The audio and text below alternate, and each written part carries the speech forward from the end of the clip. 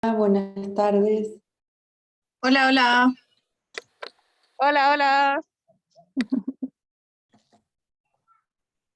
Yo no veo a nadie, supongo que eso estará bien, no sé. Pero los saludo. Extraño una vez más esto que ya se ha dicho tanto. Buenas tardes a todas, a todos. Gracias por esta invitación a la Escuela Creativa de Valparaíso. Es muy difícil todavía para mí, a pesar de que llevamos bastantes meses con este régimen de pantallas, pero me sigue costando bastante, así es que voy a intentar hacer lo más fluido posible. Voy a compartir pantalla con ustedes simplemente como una guía respecto de lo que vamos, no sé si llamarle conversar, porque voy a exponerles algunas ideas y después tendremos la oportunidad, yo creo, de conversar sobre eso, ¿no? Esa es como la forma. Si hubiéramos estado en vivo, me habría gustado escuchar a cada uno de ustedes quién es, pero vamos a darle así como estamos. Empiezo entonces. Mirar el horizonte puede ser aterrador. Me ha tocado estar en medio de un golfo con oleaje feroz. Mientras las olas azotan la frágil embarcación, uno mira en todas direcciones y no se ve tierra. Entonces es mejor fijar el ojo en el bote salvavidas, en las barandas, en la cabina, el capitán, el timón, el pájaro disecado que tiene en el mesón de mando. No solo calma el estado emocional, sino que permite mantener el equilibrio y no marearse. Mirando de cerca, entonces, centrándonos en la minucia, podemos ir sorteando el golfo.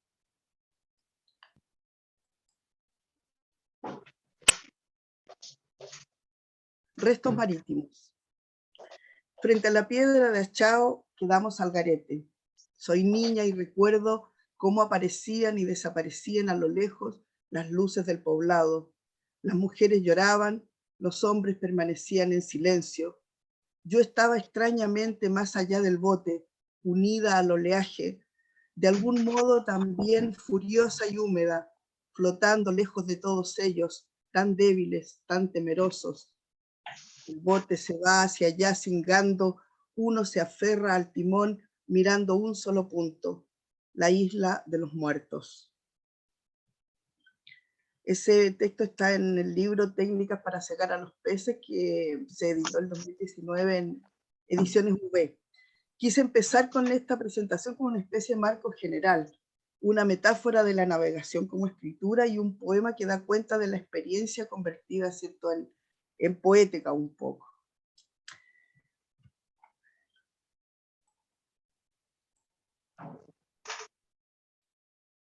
En la boca tiene el alma una de sus puertas.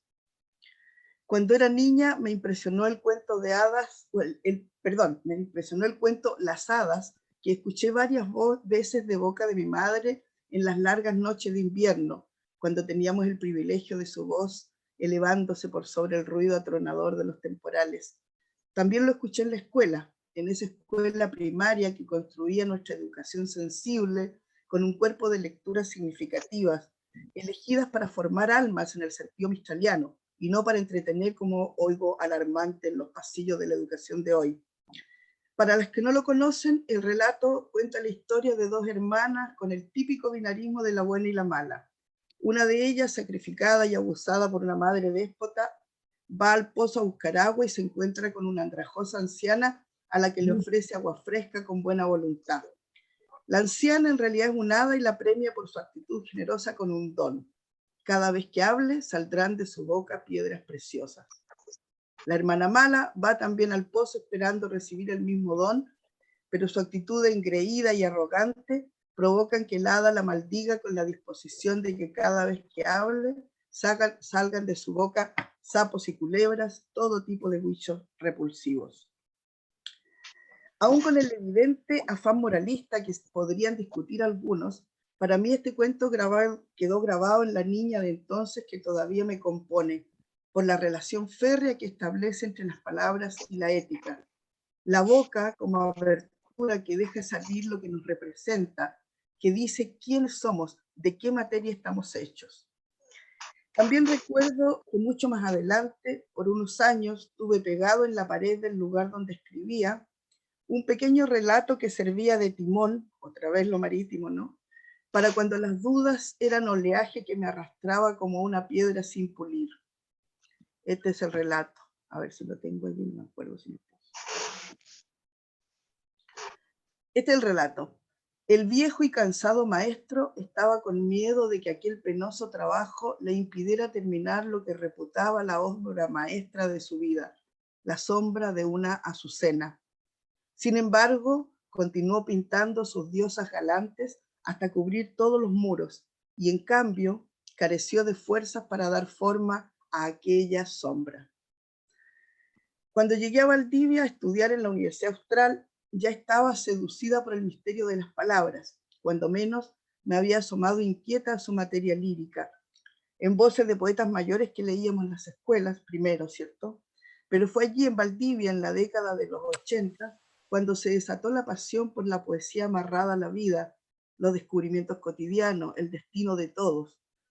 En ese tiempo duro que se estaba viviendo en el país, los poetas soñábamos con un país distinto donde la poesía tenía un lugar y podía participar de otro modo de entender el devenir.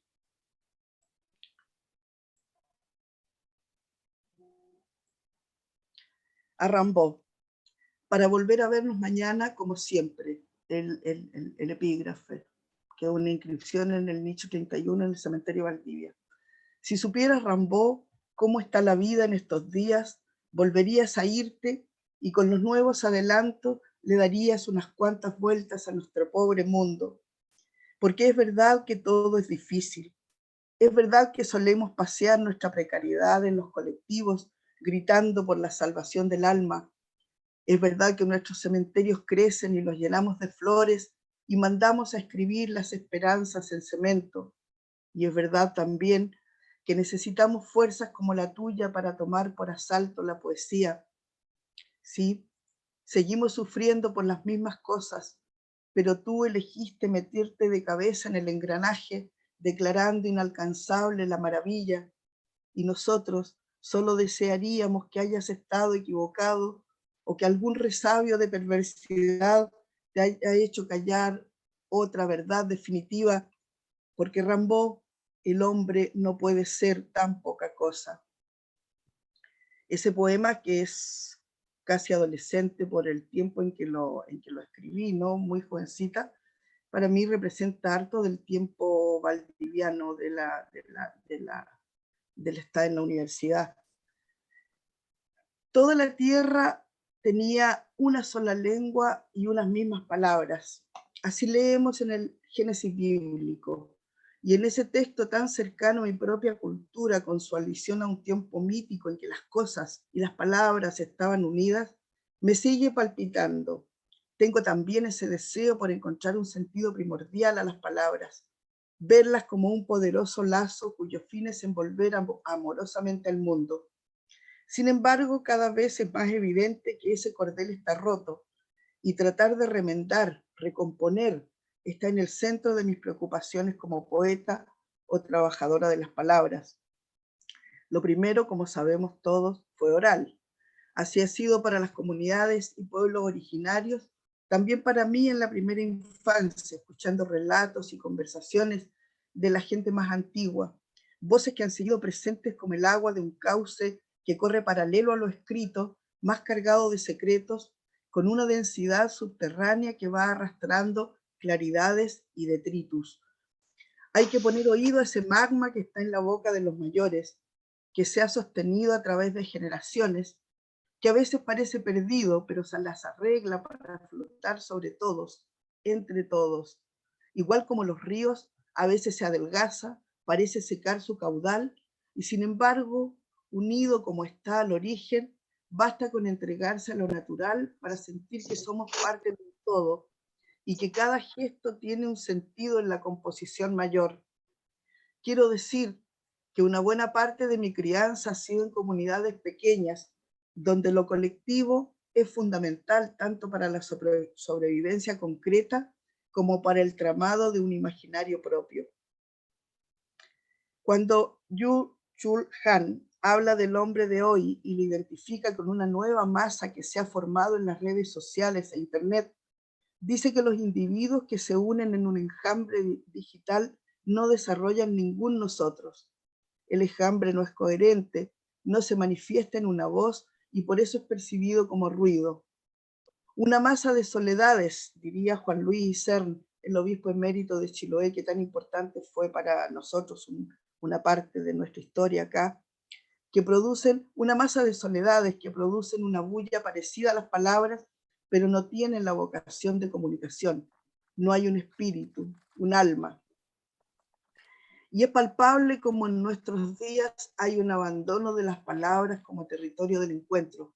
Eso genera frustración, especialmente en quienes están construyendo su visión del mundo.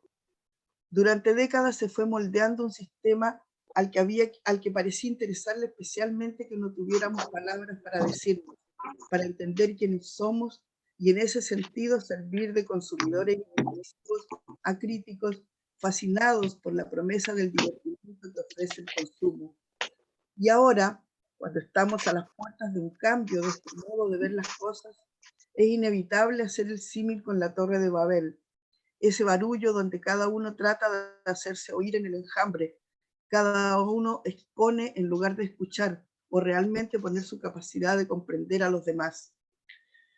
El deseo de encontrarnos alguna vez completos en las palabras que escribimos o leemos, encontrar eso que somos y que con palabras se construyen, es un afán que sostiene la escritura.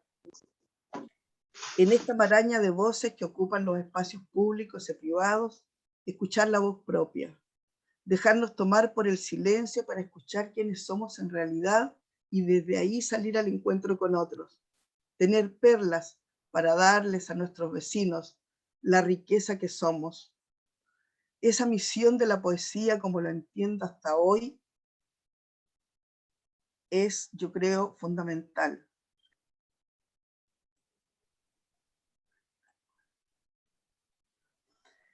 El susurro se interna en los pabellones delicados del oído.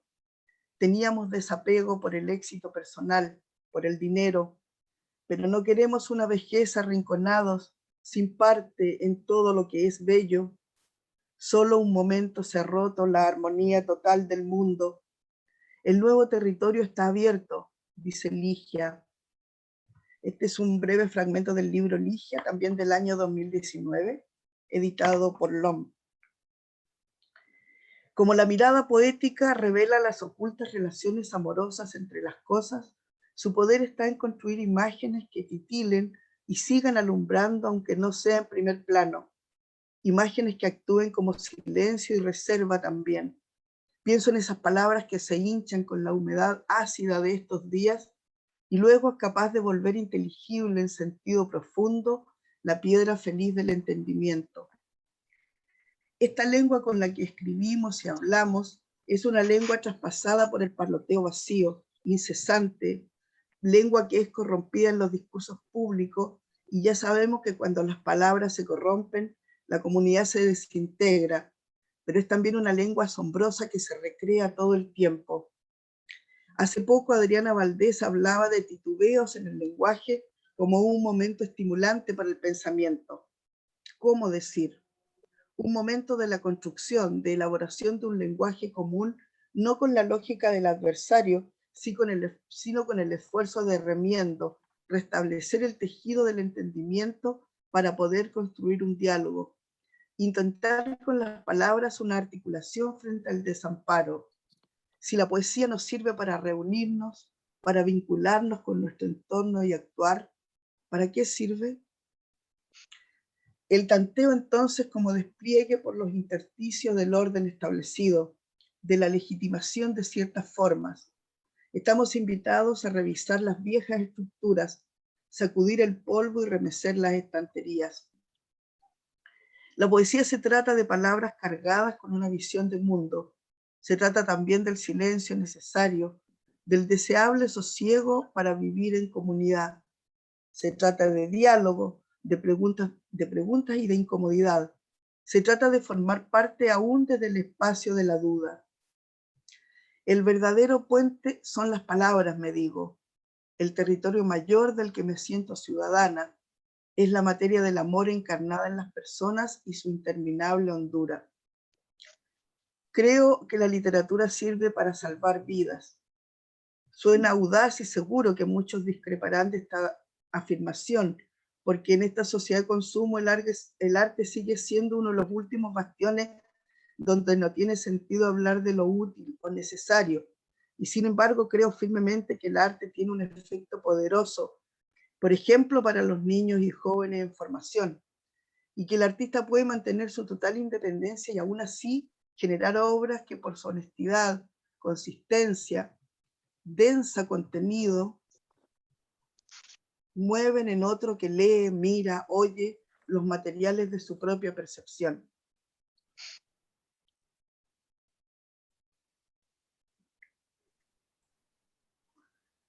A donde voy, llevo mi paisaje, decía Pedro Lemebel. Yo creo que escribir es comprometerse profundamente con las preguntas y visiones que nacen en este mundo de provincia sureño, para mí por lo menos, ¿no? Alejado de las grandes urbes, y al mismo tiempo desarrollar una escritura que pueda ser leída en la amplia mesa de la literatura sin apellidos. Una mirada atenta se fija en la esquina mostrando su humedad de orines, en el muro y su carcoma de los humores callejeros, en los marcos de las ventanas, en el musgo que crece y sugiere un mundo otro, ajeno y secreto, respirando adosado al vidrio. Un mundo creciendo, palpitando allá afuera. Y están las bolsas de basura desparramadas en el suelo, el olor que emanan las carnicerías, la pena de vitrinas pobres. En la noche se sueña con un pez reventado, aún agitándose sobre el muelle, y que encima tiene rostro de niño. Qué hermoso ese figura. 151 pasos hasta el negocio de la esquina, 3 pinos, uno cada 50 pasos, el pequeño perro de mi vecina y un dulce buenos días. ¿Hay algo mejor que esto? Este pequeño texto lo escribió una chica de un taller literario que tengo, que se llama Taller Mistral. Fernanda se llama, tiene 16 años. Y a mí me parece que es impresionante que tenga esa visión del mundo tan concentrada, ¿cierto? De lo que nosotros, muchos escritores que estamos en provincia escribiendo, sentimos respecto de esto de los mundos acotados o de este, no sé si llamarle ambicioso proyecto de escribir este fragmento de mundo que nos toca, su día o su tiempo interminable que ocurre en un solo día, estos elásticos tiempos de reflexión, ¿no? Fernanda Carrasco se llama la autora de ese texto. Ningún movimiento en el follaje, ni pájaros baten alas, ni suena el río en su tajo. Se diría un cristal enverdecido esta tarde ardiente. A orillas del mar, soldaditos montan a las chicas del pueblo mientras espían los hijos de contingentes anteriores. Son niños sin barcos cruzándole las pupilas. Nada les ilumina más que el hallazgo de una rata viva a quien sacarle los ojos. Ese breve texto de Ratada, que está publicado en LOMI desde el 2005, para ilustrar, ¿cierto?, que no siempre los escritores hablamos solamente de las maravillas del sur. Todo esto es también el sur que habitamos. El que escribe convencido del poder de la palabra se hace cargo del revés de las cosas, de los intersticios, de esa parte de la realidad que no quieren ver los festejantes del sistema. Quiero decir que no somos, o nos debiéramos ser, los escritores de hoy, vivientes del sur, los defensores de una visión bucólica. No somos y no debiéramos ser los guardianes de un supuesto paraíso natural donde los seres humanos son mejores que en el centro de las grandes urbes. Más allá de los estereotipos y prejuicios, nuestro esfuerzo ha de ser decir el sur, pero con puntas afiladas, con todas sus impiedades y también sus maravillas. Escribir acá, en el sur, es apenas una seña más de una identidad que el centro siempre ha mirado con sospecha. Los escritores que hemos elegido quedarnos estamos en permanente estado de alerta para no dejarnos atrapar por las trampas de las categorías que nos sitúan y etiquetan. La condición de provincianos sureños no es una bandera, por cierto, pero tampoco es un lastre, y tal vez sea incluso una ventaja. Tenemos el salvaje espacio natural y despiadado para recordarnos cómo se nos arrojó desde el principio a una vida áspera y bella. Y tenemos también la demora del tiempo, o de la ilusión del tiempo, para notar las imperceptibles huellas que va dejando su transcurrir. Uno puede aquí usar el ojo como un lente de microscopio para examinar, ver una sección del tejido en descomposición y dedicarse a su análisis, declarar, recrear, denunciar el estado de la lesión, reparar incluso, ¿por qué no? Las palabras desde muy antiguo han sido también sanación para muchas sabias comunidades. Una de las buenas cosas que me ha pasado en este último tiempo, o estos últimos años, es formar parte de los abandónicos o pueblos abandonados, un colectivo sin leyes ni números fijos, bastante desordenado, díscolo por naturaleza, que cultiva el sentido del humor como fruto de nutrición esencial para el desarrollo del pensamiento. Entre las ideas que se han tirado al ruedo, rastrear la posibilidad de autonomía por estar fuera del centro, sin esa desesperación por estar al día, de establecer otros espacios de goce y desesperación, los nuestros. Tener la percepción de ser isla de comprensión de la realidad y tener esa humildad de musgo de los hongos, o de los hongos, de las pequeñas plantas, que son igual necesarias para la riqueza del bosque, para nuestra sobrevivencia.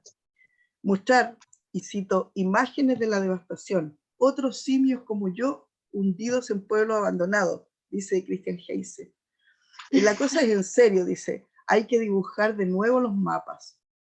Un pensamiento comprometido en combatir la colonización, con estar alerta siempre para terminar con la idea de sujeto en estado puro, sin contaminar, pero también con la condescendencia o la tentación de ser incluido con un cupo especial. Jorge Tellier, nuestro gran poeta, decía que el poeta es un ser marginal, pero de esa marginalidad y de este desplazamiento puede nacer su fuerza, la de transformar la poesía en experiencia vital y acceder a otro mundo, más allá del mundo asqueante donde vive. El poeta tiende a alcanzar su antigua conexión con el dínamo de las estrellas. En su inconsciente está su recuerdo de la edad de oro, a la cual acude con la inocencia de la poesía. Toda esa larga cita es de Tellier. Entonces, un espacio abierto que recoge, acoge, revisa, recrea el quehacer de los poetas y los anuda en esa gran manta de abrigo que es la educación, por ejemplo, para salvar vidas.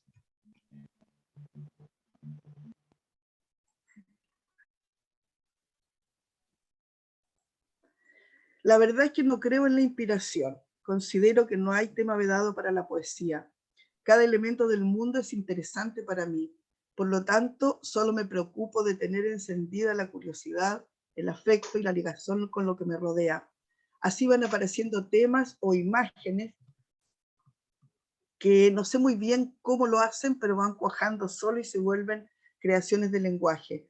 Para escribir, escucho el habla de los que me rodean, sus voces, sobre todo de la gente mayor, la más antigua. Tienen el peso de la madurez y arrastran saberes que necesitamos para vivir el presente. Por eso afirmo que mi escritura es situada, está comprometida y trenzada con la humedad del paisaje, con la textura de las palabras sureñas, con las vidas que nos antecedieron. Nuestra cosmovisión, que se hunde en el tiempo pasado como en un légamo nutritivo, nos ofrece relatos que no siempre sabemos interpretar. Historias como el Caleuche, ese barco hechicero que se lleva a algunos isleños lejos en medio de una fiesta.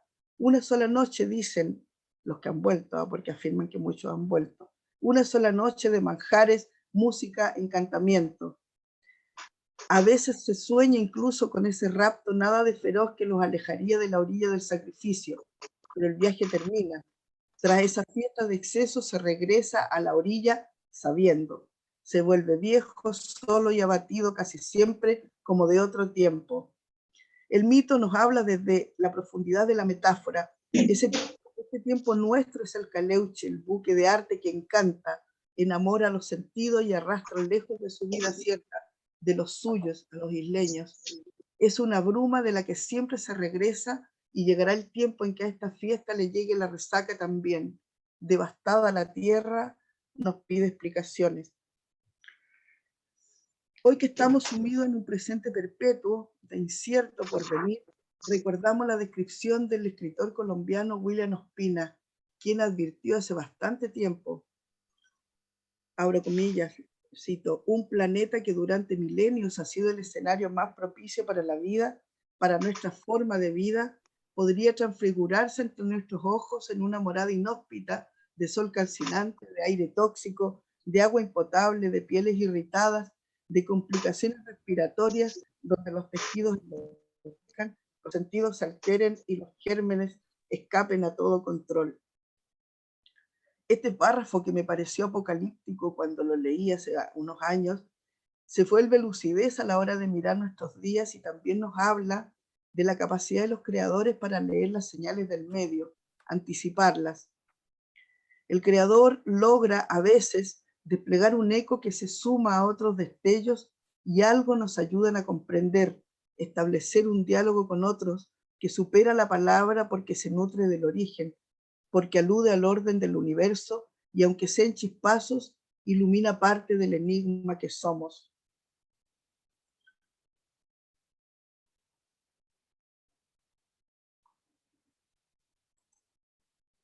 Se termina esta parte de la historia.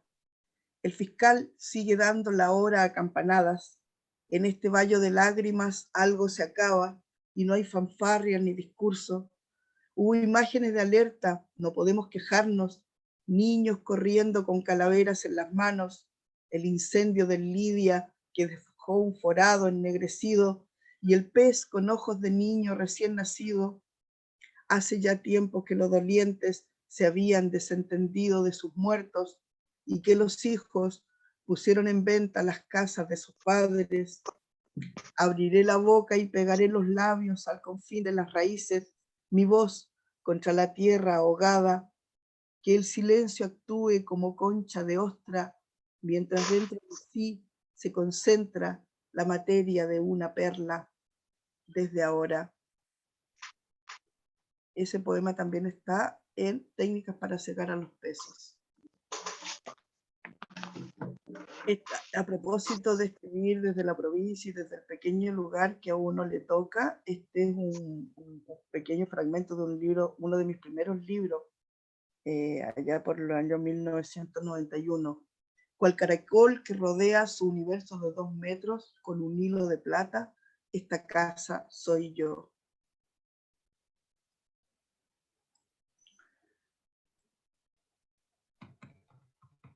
Los artistas lúcidos no limitan su trabajo a imágenes de encanto complaciente, ya lo decíamos.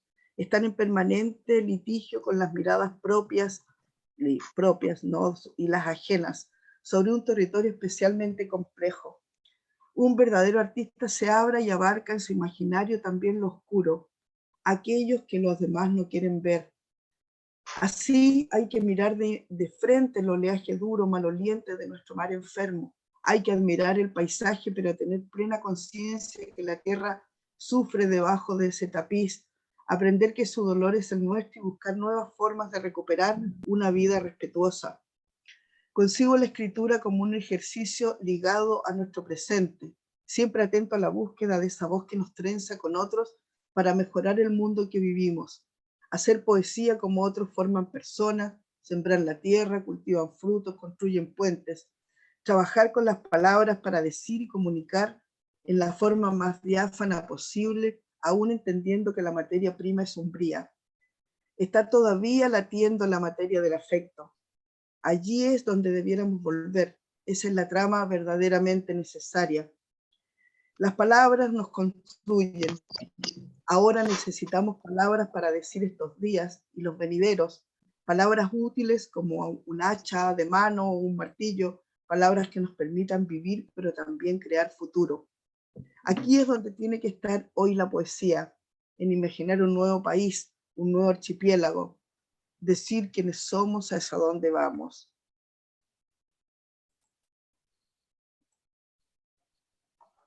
La dulzura del afecto, recordar la dulzura de los afectos, cuando se haya caído la pasarela de Aucar, cuando ya no quede heredad, cada uno haya vendido la casa de sus padres, cuando las cruces de los cementerios hayan alimentado la fogata de los mochileros, nada de llorar. Fuimos mansos como nos enseñaron los mayores, por eso nos volvimos sombras, casas y árboles se enferman, los techos podridos se dejan caer, ganchos de antiguos manzanos cuelgan anémicos, pero los pájaros pueden volver a los humedales, dejarán de aletar los brazos falsos de los molinos y en cambio volverán los zarapitos. Se puede volver a la casa del Padre, somos ahora nosotros los padres, ocupemos las palabras que nos quedan como un lazo de plata, de una boca a otra, de una isla a otra. Eso quería decirles para que, a ver si nos incita a conversar.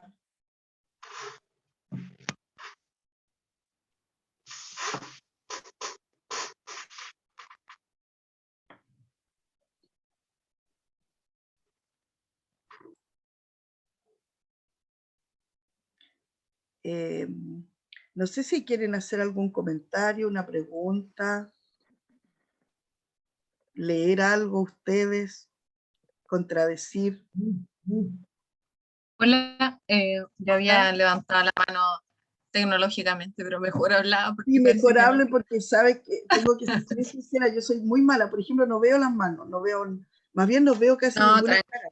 Hay 3 personas en pantalla, así es que hablen, por favor. bueno, nada, en primer lugar, agradecerte el tiempo, la dedicación. Creo que yo en lo personal siempre he creído que leerle a una otra, a un otro, es un acto muy simbólico, es un espacio como de entrega, de cuidado, de fijar un tiempo, que es un tiempo sagrado. Así que te agradezco por el gesto. En ese sentido, pensaba que quizás iba a ser un taller más funcional, así que ha sido súper emocionante en lo personal recibir la lectura y todas las imágenes. Y yo lo que te quería comentar va un poco como por ese lado, el tema del rol de la imagen en el proceso escritural, en particular de la poesía. Me, me salta la duda de preguntar algo quizás un poco íntimo. Si me descuadro en la pregunta, tú me dices, Cecilia, ubícate y dejo de hablar. Pero, ¿cómo, cómo te asaltan estas imágenes que salen, que de pronto parecen como arrancadas así de cuajo, como de ir por la vida y ¡pap! Llega y aparece esa imagen en el poema? Me da esa sensación como lectora, por eso también me gusta mucho leerte, en particular a ti, porque siento que me encuentro con esas imágenes simultáneamente. También a mí a veces me pasa, yo no escribo poesía para nada, solamente la leo, escribo poesía en mi cabeza cuando voy caminando, hago unas obras maravillosas que jamás llegan al papel. Entonces me gustaría un poco saber cómo es ese asalto de imágenes que te salen, de dónde nacen, de dónde emergen, son oníricas, son reales, hay, no sé, por ahí, no sé si fui muy enredada No, para sí. contestar. Me gustó esta frase que hablaste también un poco de ese pálpito del mundo, del encuentro con las bolsas de basura, del encuentro con el mar, con todo este espacio visible y que también se entrevé dentro de lo que observamos en el aparente cotidiano. Cecilia, ¿cierto? Sí, sí. Mira, yo te diría que mi manera de trabajar tiene mucho que ver con una cosa que es también mi inseguridad, ¿no? Que yo no tengo una formación muy estricta literaria. Yo diría que el gran capital, si hay que llamarlo de alguna manera, o el baúl de herramientas y además de acumulación de experiencia está en la propia vida y en la vida acá.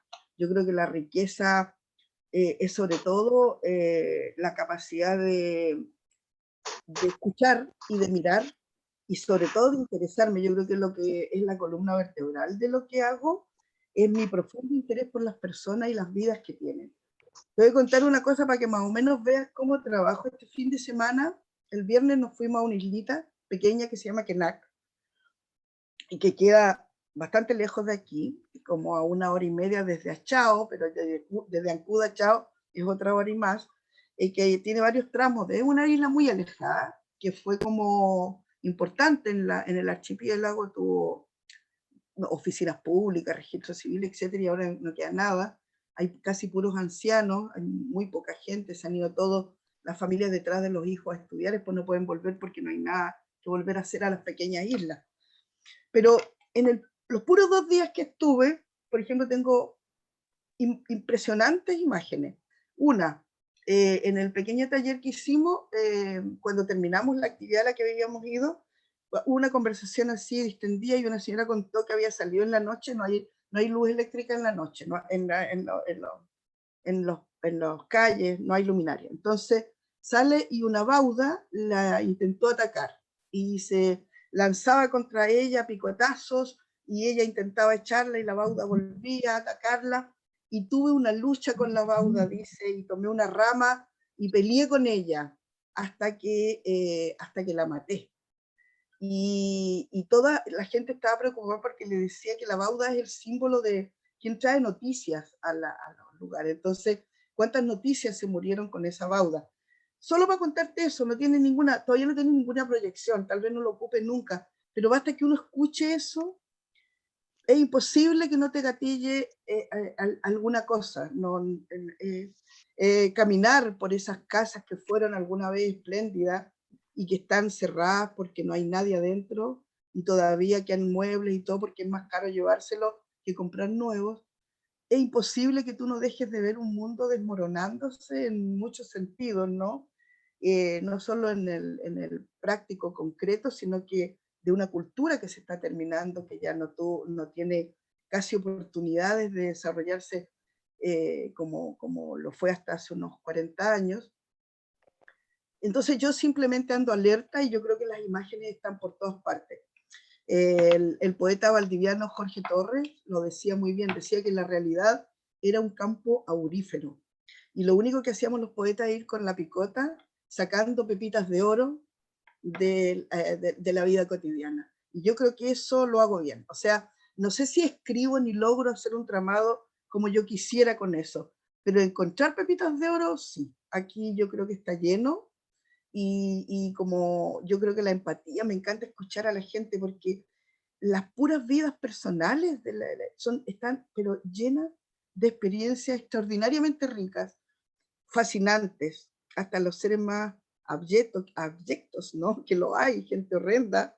Aún así hay en ellos un pálpito, una cosa que los hace humanos y que me interesa mucho desentrañar. No sé si te contesto, pero es lo más cerca que puedo.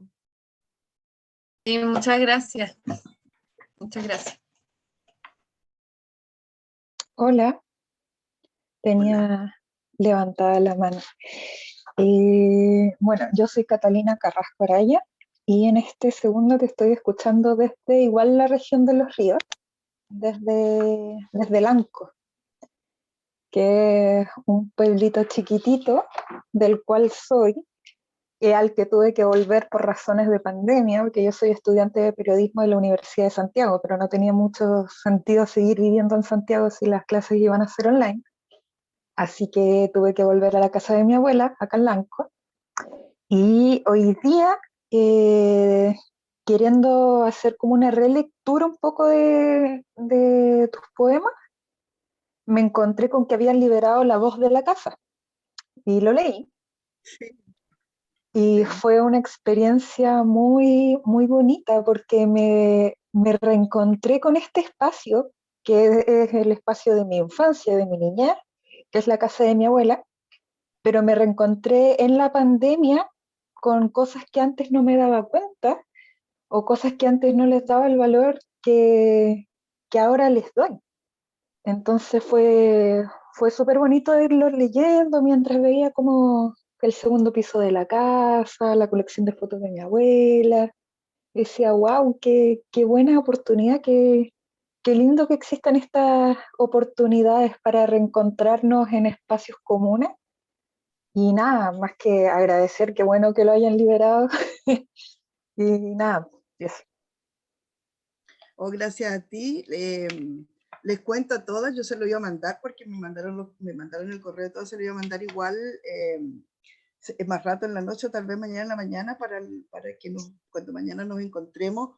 Pero ese librito a mí me sorprendió también porque cuando recién empezó la pandemia, digamos, o la forma de vida a propósito de la pandemia, y empezamos a retirarnos a los interiores, yo me acuerdo de haberme alegrado mucho, hay que decirlo, y suena terrible, pero de verdad, encontraba que era una oportunidad para todos nosotros de nuevo, replegarnos y revisar la vida que estábamos llevando.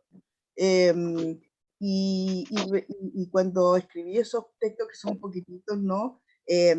Fue para una revista de la Universidad de Chile que me pidió palabra pública, que me pidieron que haga un texto sobre la pandemia, y yo me imaginé que todo el mundo escribía cosas bien tremendas porque de verdad que era un momento expectante y sobre todo desesperanzador y sorprendente. Yo me imaginaba que iba a haber como harto recuento y yo pensé en por qué a mí me alegraba volver a los interiores, por qué me gusta tanto la casa, por qué me recuerda a una infancia donde a pesar, y hoy día que se mira como una cosa horrenda la pobreza, en mi casa y muchas otras casas como la mía, en que no habían medios económicos, no habían ni libros porque no se podían comprar los libros, porque yo la recuerdo como una infancia bastante feliz y bastante buena, en el sentido de que había una vida dentro, como diría, con muchas de las cosas que uso allí como imagen en la bosques de la casa.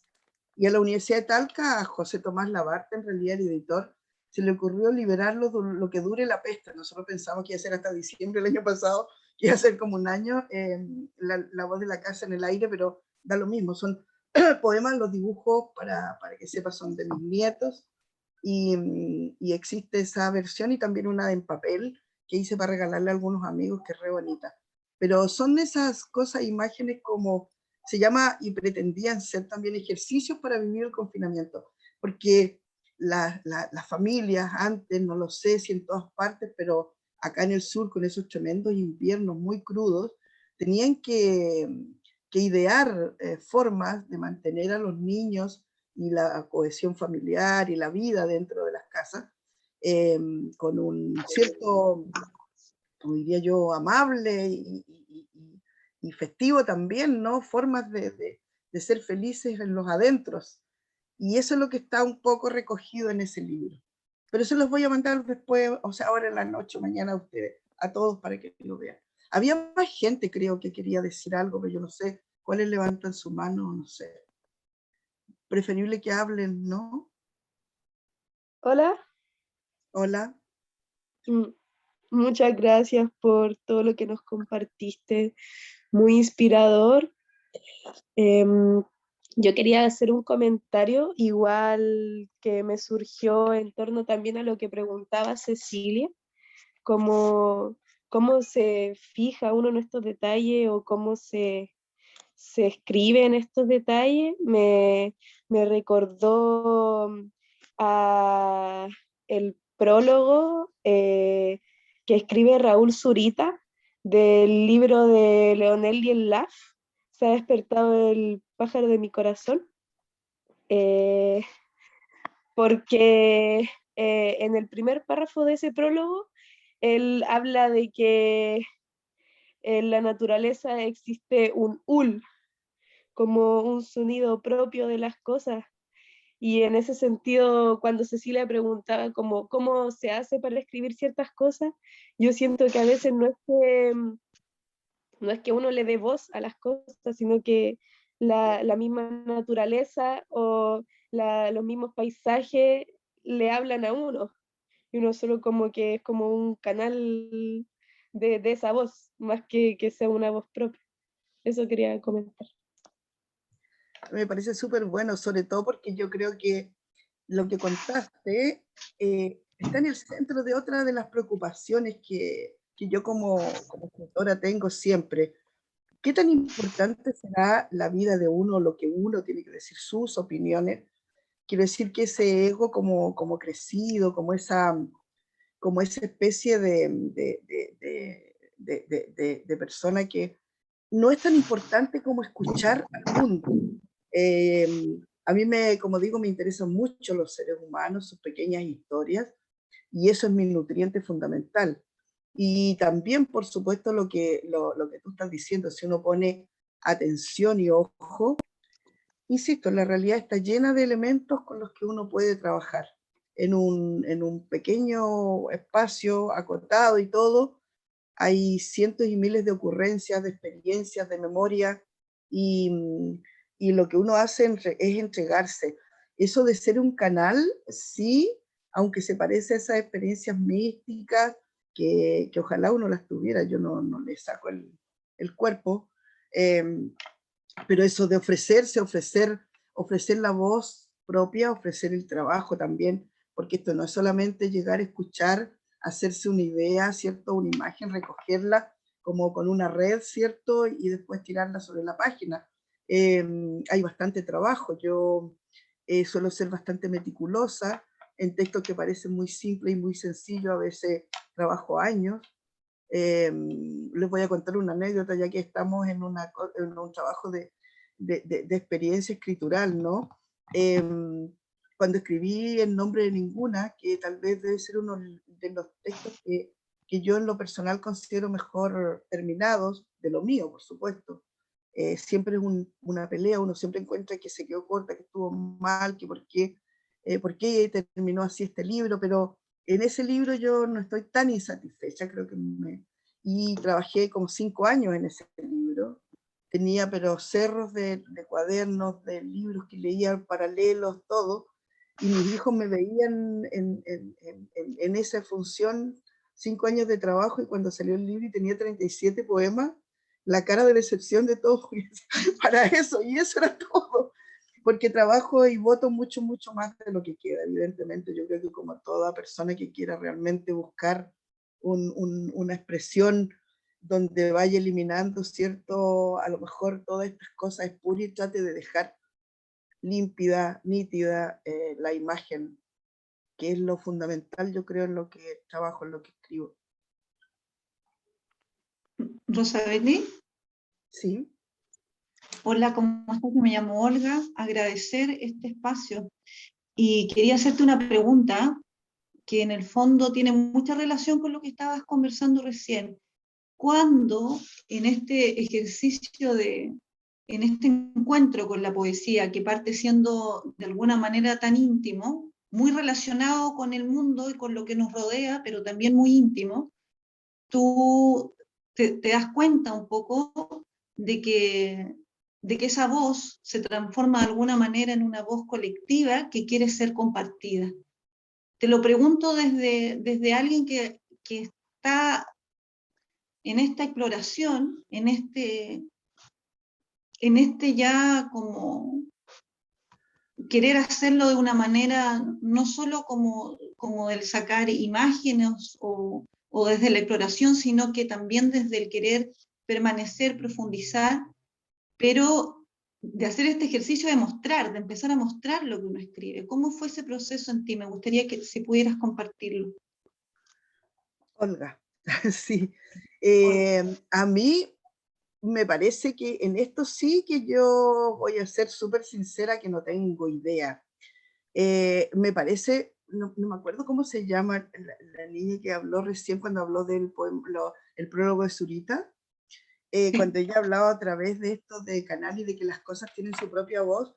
Yo creo que hay algo que se fue trenzando.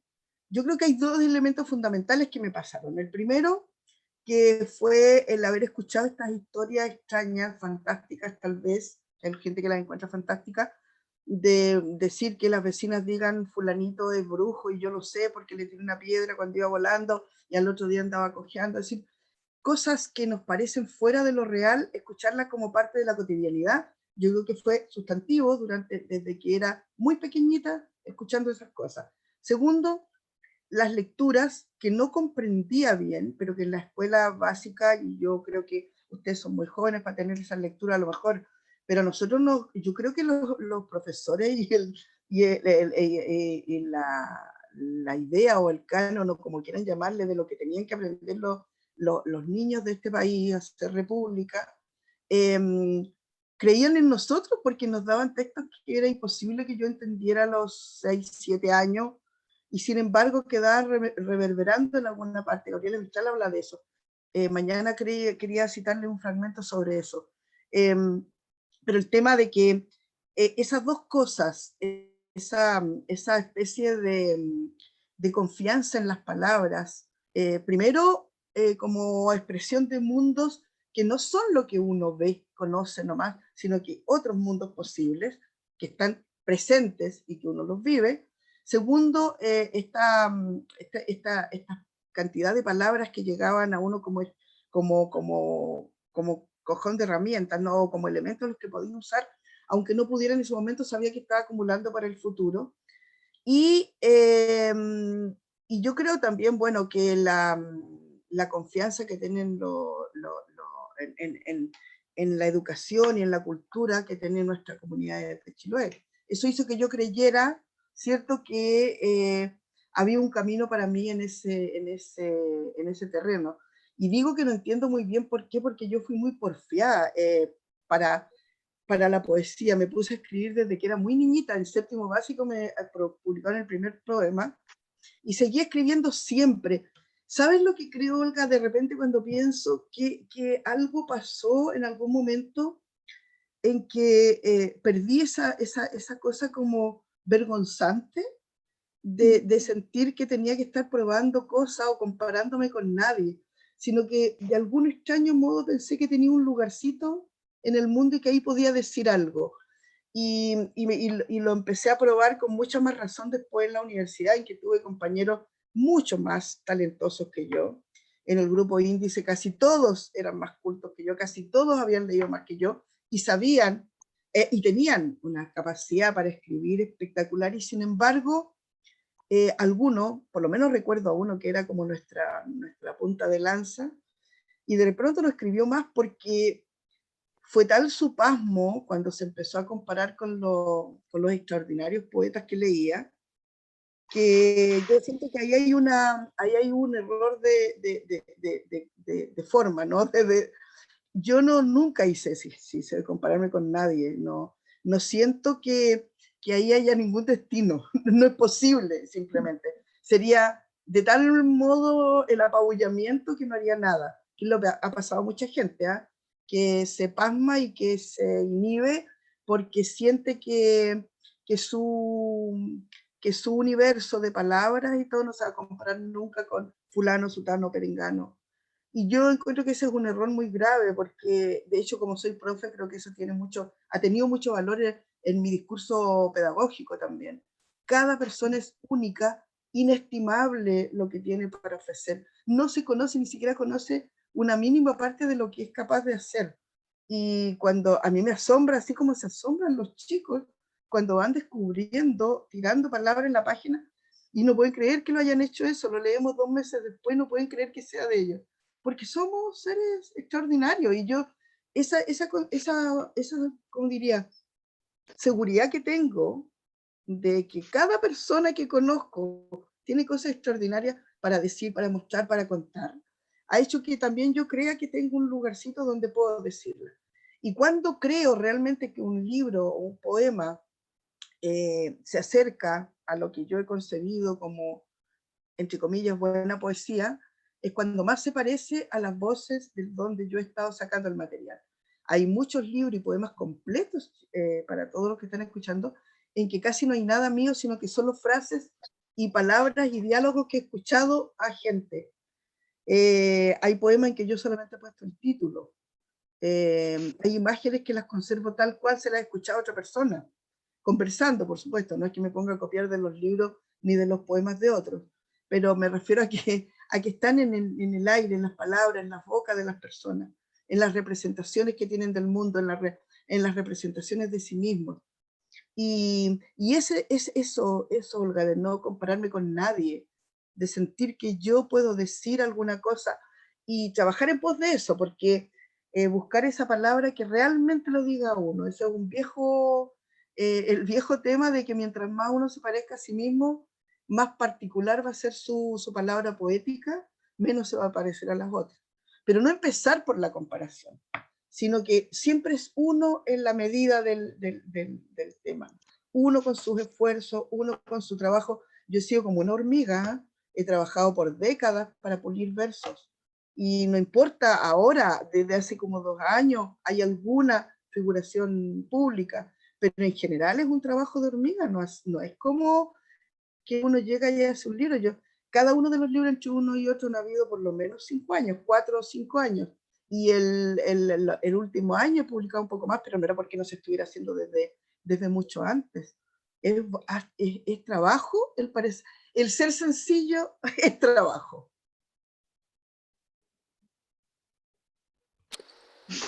Hola, quería... ¿Me escuchan? Hola, ¿Sí? sí, ahora sí, Carolina. Hola, hola, soy Carolina. Soy de Illapel, del otro lado, digamos, del norte chico, del norte verde, de la sequedad y los cerros curvos, como dice el poeta Álvaro Ruiz. Mis saludos y mi admiración, ¿no?, por tu poesía. Yo escribo hace muchos años, nunca he editado nada, porque siempre dije que mis amigos me iban a editar. Pero sentí muy cercano lo que dijiste con respecto a este como río eh, subterráneo o este magma que fluye, ¿cierto? Y que nosotros debemos conectarnos con él, que es este fluir tanto de la naturaleza como de lo ancestral, ¿no? En eso, eso ha sido en el fondo lo que a mí me ha cautivado, ¿no? De este lugar donde estoy, que es tan distinto, ¿no?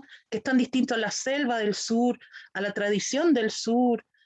Aquí es la sequedad, ¿cierto? Las caras secas, las manos, la arruga, el sol, el amarillo, eso es lo que reina por estos lados. Bueno, eso. Muy agradecida por escuchar y bueno, comparto mucho de las cosas que dijiste con respecto a la labor, al rol, ¿no?, del que escribe. Eso nada más. Un saludo desde acá, desde Valle de Cuscús, de la quebrada de Cuscús.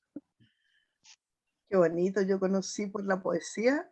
Entre paréntesis, yo soy muy agradecida porque me han pasado cosas extraordinarias, como por la poesía he conocido mucho del país y conocí el desierto y el norte porque me invitaron a Coquimbo y a Copiapó, y entonces por eso he podido conocer el país. Y sí, estaba pensando que a propósito de lo que Olga decía, que uno le sigue dando vuelta, yo creo que, bueno, esto no soy, no estoy inaugurando nada, ya lo han dicho otros escritores, pero eso de desaparecer uno, ¿no? Que finalmente terminar siendo la voz de la comunidad la que hable, yo creo que es el ideal para mí de mi trabajo. Rosabetti, Sí, Francisca, primero quiero agradecerte, me conmueve tanto, me tocas profundamente con tus palabras. Hace mucho tiempo yo que te vengo leyendo, escuchando, siento que eres como la voz en el oído, una voz muy honesta, se nota tu trabajo en tu síntesis, en tu ternura, en tu verdad, así que para empezar te agradezco eso. Yo me he atrevido por ahí con la poesía un poco, es una forma de habla, ¿cierto? Y también en la educación creo que la poesía me ha llevado a la educación, a programas diversos, a trabajar con niños, y me encuentro con cosas como las que tú mostrabas recién, esa curiosidad, esa honestidad. Así que pucha, te quería decir nomás que te agradezco, que estoy feliz de esta posibilidad maravillosa de poder escucharte, conversar contigo, disfrutarte junto a otros que también te disfrutan y me sorprende, pero por ejemplo dijiste, necesitamos palabras para decir estos días, o sea, yo digo, ¿cómo puedes decir eso? Es impresionante, cómo hay tanto, hay como libros, tomos y tomos de libros en esa frase, en esos versos. Y muy brevemente, y que tiene que ver con eso, una pequeña experiencia. Buscando en la pandemia, yo soy de Santiago, y en general soy una persona de estar dentro de la casa, por la escritura, por la educación y esas cosas, pero con la pandemia me activé, sobre todo que dieron unos permisos en la mañana para salir, y quería ir a ver a la gente y ver cómo estaba la ciudad después de tanto tiempo. Y fue tan impactante, lugares que está lleno de carpas Santiago todavía, donde antes no eran impensables. Hay silencios nuevos, ha cambiado tanto todo. Y tú decías que era un espacio de repliegue y de revisarse. Yo creo que sin duda lo sigue siendo. También me hace sentido que la voz de la casa todavía esté ahí. La pandemia, y todavía vienen más cosas, pero ojalá este repliegue nos sirva. Para mí se convirtió en 100 días de salida y va a ser un libro ahora en octubre. O sea, quería hacer algo con eso, quería hacer registro. Y el registro que tú vienes haciendo hace tantos años ha sido tan hermoso, como un regalo para todos los que te venimos leyendo y para todos los que te van a seguir leyendo. Entonces te quería agradecer. Gracias a usted en realidad, porque más las cosas que dicen que a uno que me emocionan, yo soy súper llorona, y más cuando más vieja, más llorona me estoy poniendo. Pero me impresionó, bueno, tú ahí dijiste un par de frases que ya yo las trabajaría como dijiste, hay silencios nuevos. Bueno, bueno eso. Me interesa preguntarles algo a propósito de, alguien dijo, ahora no me acuerdo quién, que esperaba otra cosa de esto, porque ahí tengo que decirles que me invitaron para darle una charla hoy y que mañana tenía una entrevista con un académico que hace una entrevista pública, que después funcionó en que era otra charla más. Entonces, a lo mejor a ustedes les interesa, no sé, otra cosa. Por lo de mañana digo yo, porque son las mismas personas, ¿no? Claro, Yo la tengo verdad preparado, yo sí, tenía preparado para mañana un trabajo respecto de las bases de la escritura mía, que son el tema que es fundamental, que es la otra pata, que es hoy día hablé de escritura y mañana iba a hablar de lectura, de todo lo que fue conformando el imaginario ya en términos literatosos y todo lo que he leído y todo, pero también quería eso como incitación para que después habláramos sobre eso también. maravilloso. Por mi parte me parece maravilloso. Bueno, entonces no sé si quieren preguntar alguna cosa más. Yo quería comentar, primero que todo, presentarme. Mi nombre es Juan Carlos Veloso. En este momento hablo desde Santiago, no soy de acá, estoy estudiando aquí psiquiatría, ya en mi último año. Y bueno, la poesía, la literatura, la poesía en particular, ha sido algo que ha sido un motor de vida también desde pequeño, desde la adolescencia. De hecho, ingresé a estudiar medicina para después poder estudiar psiquiatría, para poder nutrir el trabajo de escritura desde vivencias también de otras personas, poder conocer a esos abyectos hombres que también tendrán algo de ello o algo que decir dentro de todo lo que pasa. Y en este largo camino uno se va encontrando con cosas que dificultan un poco el trabajo escritural. Y en este caso, en la construcción del oficio. Me pasa que cuando uno está con sus amigos, te hablan del hobby este que tienes tú, y ese hobby de escribir. Y ahí es donde uno se le empiezan a caer los pelos. Pero hay un oficio que construir. Y se ha hablado un poco de esto, pero soy tosudo y vuelvo con la pregunta, a ver si no... hablar un poco del oficio desde tu perspectiva, desde tu primera persona. Ya has comentado otras cosas, pero quizás quise hacer la pregunta un poco más dirigida. A ver, Primero, yo creo que hay que tomarlo, quiero entender tu pregunta, yo voy a hablarte, por supuesto, desde lo personal. Yo decidí que la poesía era bastante más que un hobby, por supuesto, desde que entré, yo creo que en la universidad, cuando fui a estudiar, me fui de Chiloé, que era un paso fundamental acá, porque tenemos que irnos de la isla, de las familias, de una manera de vivir, nos vamos para siempre, en algún sentido, y es porque tiene que ver también con una cosa mental, de ligazones a la... Y entonces un paso importante y tú tienes que irte a algo que realmente importe. Yo me fui a estudiar Derecho en Concepción, porque todo el mundo en mi entorno me presionó, que el puntaje, que cómo, que de qué iba a vivir, las típicas cuestiones, y que si estudiaba leyes iba a poder tener plata para poder financiar mis horas de ocio, que eran la escritura.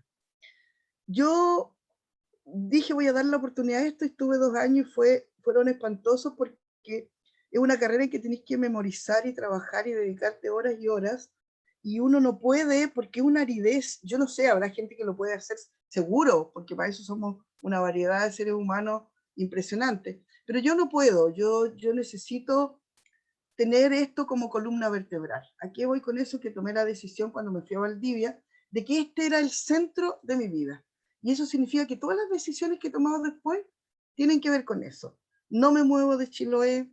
Cuando me enamoré y cuando me casé con mi Juan, que es extraordinario, le dije, yo no me voy a mover de Ancud, porque Ancud es el eje también de esta vida que elegí en la escritura.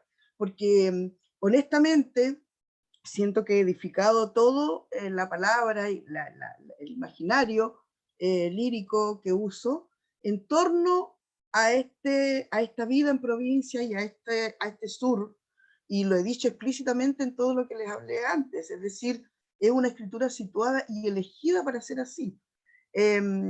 Seguramente podría irme a mirar a otro lado y a lo mejor dejaría de escribir, porque esto se ha convertido en el centro y forma. Todo junto es estar en provincia y escribir de aquí.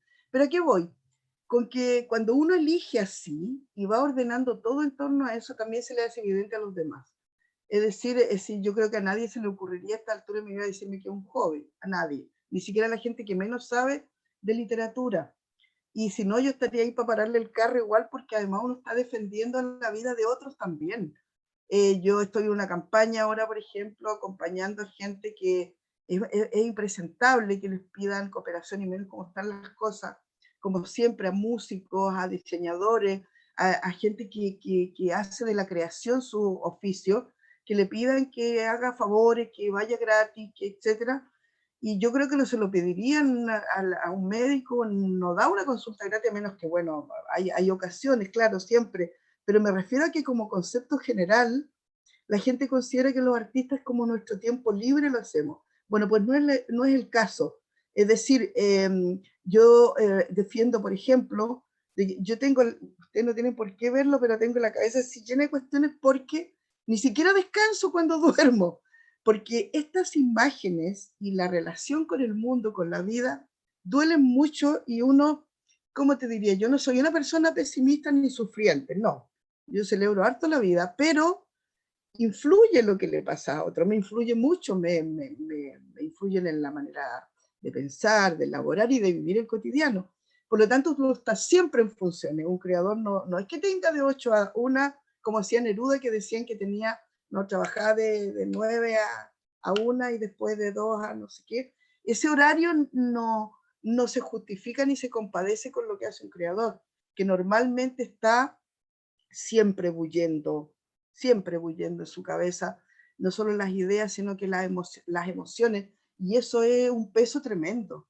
Y tenemos que hacerle, yo creo que en eso tenemos que ser todos como abanderados, de hacerle sentir a la gente de que no es ni un hobby, ni un pasatiempo, ni un entretenimiento, es bastante más sólido, más fuerte y más tremendo que eso. Bueno, y cuando decidí que eso sea el eje central y que todo se ordena en torno a eso, entonces, por ejemplo, yo fui capaz de dejar, he tenido horarios completos de clases, sí, 40 horas de clase. Durante 3 años estuve embarazada, 3 guaguas en 3 años, y 40 horas de clase, y siempre siempre, prefería que esté desordenada mi casa, hecho un espanto, antes que no tener tiempo para escribir. Durante el tiempo que estuve creando a mis hijos y teniendo tantas horas y todo, publiqué 3 libros, hice 3 libros, Hijos, Baile de Señorita y La Santa. ¿Con qué quiero decir con esto? Que es uno el que pone los tiempos y todo.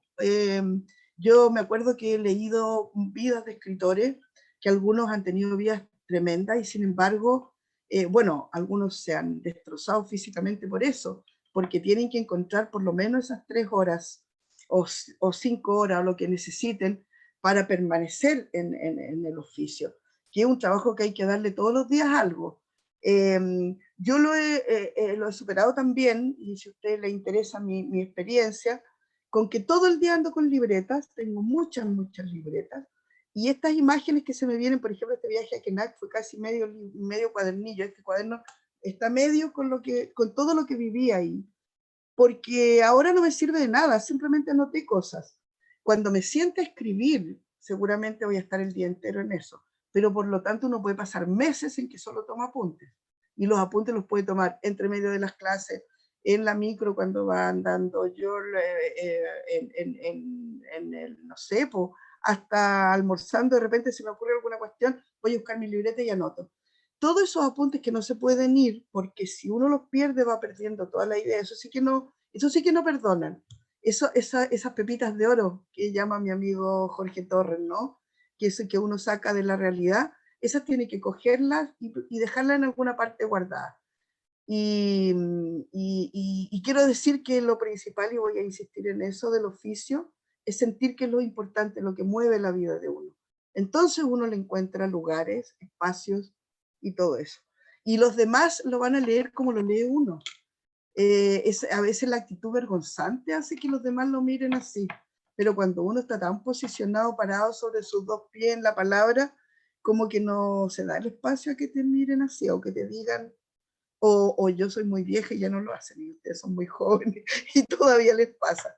Y con el tiempo les va a ir pasando que ya no necesitan hacer discurso ni nada, y uno es escritor porque uno decide serlo nomás. Muchas gracias. Hola, ¿puedo hablar? ¿Me colé? Claro. Solamente quería agradecer esto y mando saludos de Valdivia ahora. Yo no soy de Valdivia, pero estoy en Valdivia, soy de Malalhue, un pueblo que vivía como a media hora de donde vivía la otra chica, más chico que Lanco. Y nada, yo no soy poeta ni, o sea, ni mucho menos, estoy haciendo mi tesis ahora y como que por ahí tenía preguntas, pero se fueron respondiendo con el pasar de las preguntas. Y quería saber un poco de tu proceso creativo y cosas que ya no quiero preguntar, pero eso, muchas gracias.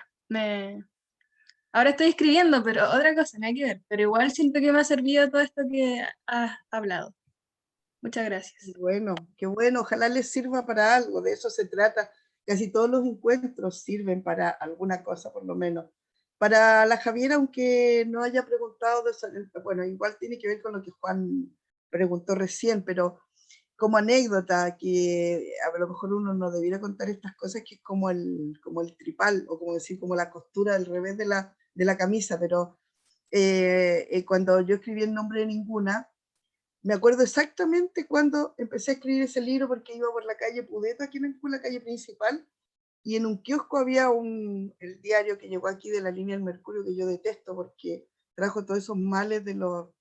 Imagínense que un día había un titular que decía catástrofe en Talcahué, y yo me acerqué a mirarlo. El año pasado estaban celebrando un año de algo que había ocurrido en Talcahué. O sea, los titulares impactantes, morbosos, etc. Bueno, uno de esos titulares decía que habían encontrado una guagua botada en un basural en Puerto Montt, en rojo, grande, enorme. Y me indigné porque me recordó todo lo que significa eso acá en Chiloé, que hay una cantidad de abusos sexuales, incesto, todo esto de las comunidades chiquititas, que pronto hay una endogamia, hay un montón de cosas que son males muy antiguos, ¿no? Y de las culpas estas de las chicas, que yo he sido profesora jefe durante muchos años, fui antes, ahora ya no, ya hago casi puro taller literario, pero durante mis primeros años, siempre hice mucha jefatura y era terrible porque todos los medios de comunicación y en todas partes, el salvaje erotismo, así como en primera plana, por todas partes lo encontraban, la música, para comprar un auto, para todo. Y sin embargo, cuando ejercen su sexualidad, las chicas son las únicas que sufren las consecuencias con embarazos no deseados, en la pobreza, que todo se amplifica con chicas de 13, 14 años embarazadas. Y entonces cuando vi ese titular y se me vino todo eso de golpe, llegué a mi casa y escribí inmediatamente unas cuantas imágenes, que son la base del poemario. De hecho, fueron las únicas que se conservaron casi íntegras. Pero después el libro es absoluta conciencia. Después todo es trabajo, trabajo, trabajo, lectura del libro sobre el aborto, cantidades de abortos en Chile, los intentos de legislación, testimonio, mucha lectura alrededor del tema, pero siempre tiene que nacer de alguna parte, yo creo que así de remecedora. Si uno no se emociona, no se remece, no se inquieta fuertemente por algo bien difícil, que puede hacer poesía. O la poesía que yo leo por lo menos, porque a mí una demasiada pura elaboración de palabras, no sé si me apasionan. Hola Rosa Betty, soy Camila González, te hablo desde Valparaíso. Soy santiaguina y vivía en Puerto Montt 2 años, en la carretera austral. Trabajé en el Liceo Piedra Azul y mi pregunta va enfocada, cuando vivía allá me di cuenta que la poesía era bien hermética, como su geografía, como más cerrada, pero de alguna forma tú logras llegar a la universalidad. ¿Cómo se logra a partir de la técnica poética, desde escribir, desde una escritura situada, llega a ser universal? Esa es mi pregunta. Y muchas gracias por esta instancia. Una difícil pregunta, Camila. Yo podría ir al tiro al clásico, ya casi un cliché a esta altura, que Tolstoy diciendo: habla tu aldea o describe tu aldea y serás universal, ¿cierto? Que el clásico de esta respuesta, y que la creo cierta, porque yo siento que cuando uno intenta calar, así como estos, ¿cómo se llama? Estos que taladran así para hacer un pozo, por ejemplo, hasta lo más profundo, es imposible que no den con agua, por lo menos en estos mundos donde vivo yo. Es decir, si uno taladra o si uno trabaja con la palabra de manera tal que trata de llegar a lo profundo del corazón del hombre, va a estar hablando de cualquier hombre, o sea, hombre, mujer, quiero decir, sin género, estoy hablando en términos gramaticales como se usaba antaño, que va a tener que cambiarlo, los más viejos nos cuesta más. Pero yo entiendo y sé que va a ser necesario en algún momento hacer toda esta evolución del lenguaje. Pero quiero decir, cuando uno está hablando de este ser humano, ¿cierto? En profundidad, está hablando en general de todos. Lo he dicho en varias oportunidades y uno se repite porque en realidad está hablando en serio de lo que piensa y por lo tanto será siempre parecido. Pero yo que soy profe, por ejemplo, siento mucho que hayan desaparecido textos fundamentales de las salas de clase. Yo creo que un chico que lee Crimen y Castigo, por ejemplo, y ve a ese estudiante desesperado, hambriento, sin futuro, matar a la dueña de la pensión, que es una vieja que también tiene sus cosas y tiene, uno ve esa brutalidad y no la entiende, como siente empatía por él. Uno entiende, ¿cierto?, también en su medio a los sujetos y a las personas, ya no juzga con tanta facilidad. Cuando leo en las redes sociales la brutalidad y la odiosidad, las descalificaciones que hay, yo siempre pienso, le faltó leer buena literatura desde que eran muy niñitos, que aprendieran que hay matices, que las personas tenemos una amplitud de emociones, de sentimientos, que somos una construcción súper compleja. No es decir, es abusador sexual por una cosa, un acto de su vida, y no tiene ninguna otra mirada sobre ese sujeto, o decir que, sé yo, que esto que leemos todos los días, está de acuerdo con tal sujeto, entonces es amarillo, y ponen un círculo amarillo por todas partes. Esa reducción Como de las funado. personas. Por lo menos Sí, hay un mí me jurado pasa permanente. eso, como el Hay un funado jurado permanente, sí, donde sí. quedamos en el romanticismo, o es negro o es blanco, cero matiz. Hay muchas cosas, por lo menos a mí me interesa mucho las poéticas que tienen que ver con migrar de la ciudad, porque algo que se dio en la pandemia, que la libertad de movimiento se daba más en el campo que en la ciudad. Yo vivo en Valpo, bueno, Valpo es una ciudad de pie, como dice la Gabriela Mistral, pero son resistentes, andan sin mascarillas, pero en Santiago, olvídate, pero en las comunidades más alejadas, en el sur, el Quijo, el Tao, hay otra libertad. Entonces, ahora yo creo que estamos como en un proceso de cuestionamiento.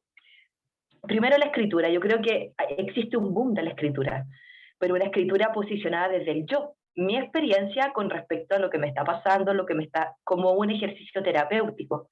Pero falta ese somos, para dónde vamos, el sentido de comunidad que da la escritura. Sí, la escritura es ideológica, no es al peo, es algo que uno va construyendo, es una identidad. Para mí, por lo menos, mi relación con la escritura fue en la universidad. Yo fui mamá muy joven, como a los 17. La maternidad igual es un factor importante de considerar en el proceso de escritura femenina, porque queramos o no, el cuidado de los niños es de las mujeres, mayoritariamente. Ahora yo veo que la cosa está cambiando, hay una tendencia compartida, pero en su generalidad ha sido así. Entonces hay muchos factores que hay que considerar, no solamente hay que considerar la escritura de género, el lugar, el tiempo, la poética que se quiere proponer. Hay poéticas que son más de sonido, el susurro, hay poéticas más de contenido, hay poéticas que intentan mezclar ambas. Entonces yo creo que lo importante de estas instancias, por lo menos para mí, es ¿para dónde voy yo? ¿Voy por acá o no voy por acá? ¿Cuál es mi identidad poética? ¿Cuál es mi proyecto? Porque la escritura por escritura es casi, no tiene mucho, por lo menos para mí, no tiene mucho valor si no hay un proyecto, si yo me quiero dedicar a eso. Y lo que más valoro de esta instancia es como cuando decidí escribir, es porque querías escribir.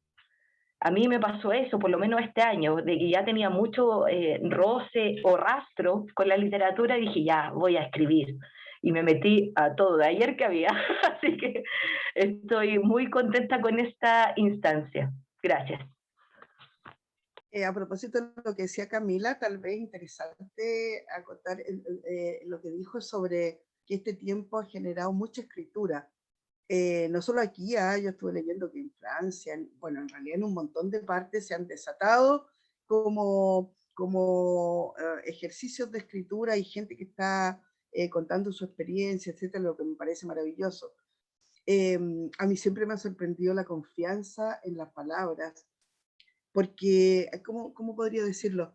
Parece tan contradictorio, ¿no? Es decir, hay un discurso público que dice que no se lee poesía, que no publican poesía porque no se compra, que la gente no está leyendo, etcétera, pero la confianza en las palabras florece en todos en todos los momentos que uno cree que es cuando más estarían dispuestos a otra cosa, por decirlo de alguna manera. Es decir, por ejemplo, este mundo de las imágenes, que estamos, se supone, tan cooptados por eso. Y sin embargo, miren dónde vamos, a la escritura. Yo lo he visto también aquí. Es decir, hay mucha gente escribiendo sus memorias, la manera en que han vivido hasta ahora. Mucha gente de mi edad o mayor están revisando hacia atrás, haciendo como este mismo trabajo de excavar a la profundidad, pero hacia atrás. Cosa que es muy valiosa que se haga. Y está como en el tapete hoy día, es decir, la gente está buscando y tiene confianza en las palabras, y eso es yo creo que es muy bueno, siempre y cuando, tal vez como Camila lo decía, no sé si yo hablaría de proyecto de escritura, pero yo diría que con la claridad de buscar en las palabras en el revés de las palabras tal vez, en qué palabras nos sirven ahora. Yo he estado rastreando, no sé si ustedes saben, pero yo fui candidata constituyente y empecé a buscar y a rastrear qué palabras me gustarían que se pusieran otra vez en el discurso no público, pero en la mesa donde nos sentamos todos. Yo pensaba, por ejemplo, palabras desprestigiadas como austeridad, que nuestros padres eran tan fanáticos.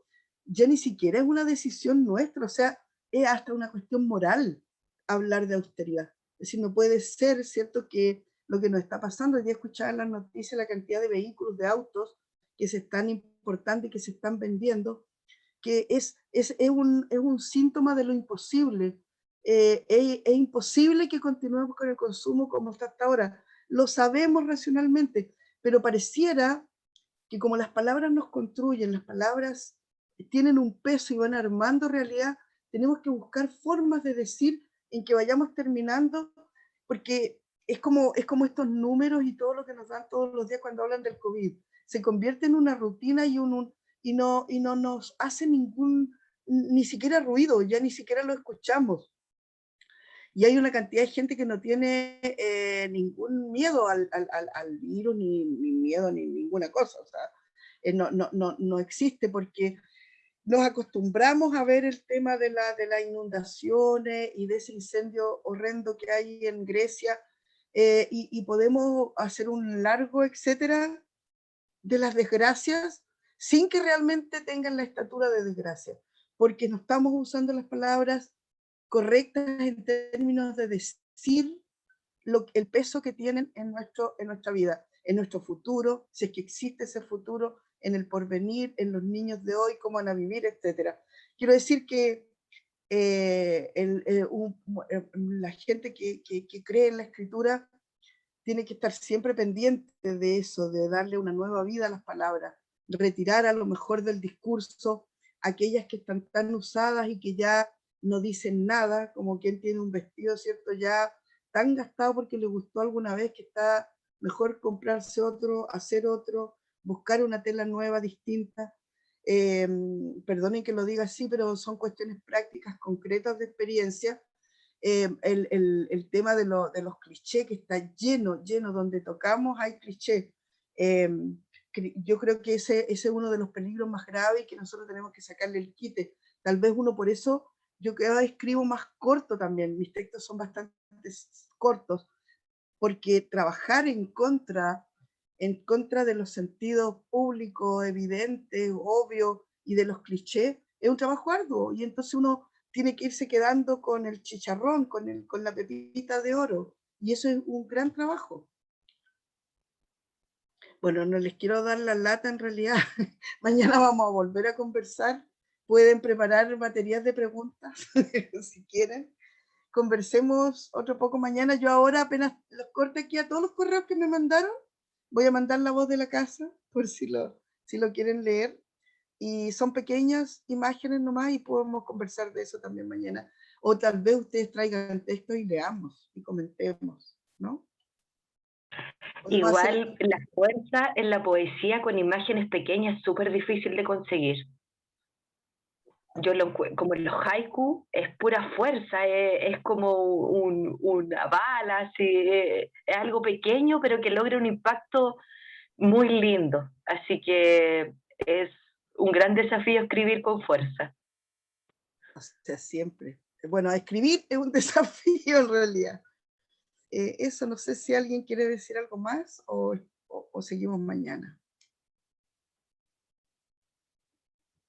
Yo no quiero darle la lata a nadie, pero no podía dejar pasar la oportunidad solamente de agradecer. En verdad no tengo ninguna pregunta.